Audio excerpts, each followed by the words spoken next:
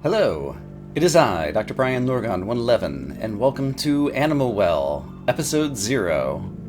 I don't often make an Episode 0 on a series unless there's something that after I'm deep into playing the game I want to talk about at the beginning, but that is the case for this particular game.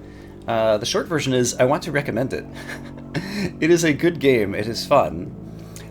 It is a metroidvania, so you explore a giant 2D map. But whereas most Metroidvania games tend to focus more on like combat and fighting bosses, this game focuses more instead on kind of exploring and collecting items and doing some puzzle platforming. And just for a very brief taste, here's a sample screen, and many of the individual screens of the game are kind of like a simple platforming puzzle, where you're trying to accomplish some relatively straightforward goal, perhaps using various power-ups and things that you've learned in the game. And so in this one, my little guy is standing behind a plant in the bottom right, and the goal is to stand on all three of the yellow pressure plates, and it's a matter of finding a way to jump around and actually get to all of them. And while there's lots and lots of puzzles like that, most of them individually are not all that difficult, but nevertheless, they're still satisfying to solve in a way that's a little bit hard to describe.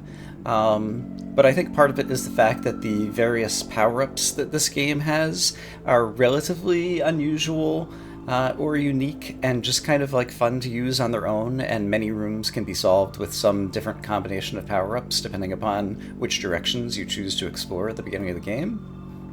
In any case, I have enjoyed the game a whole lot, and the reason that I'm making it episode 0 is because at the time I'm recording this now, just before the first episode would air, I have recorded about 20 episodes of this game, and have gotten most of the way through it. I'm kind of getting into the cleanup phase at the end, and I was watching back my first couple of videos of this game, and I felt like it was moving pretty slowly and didn't seem all that compelling, for reasons that are mostly on my end.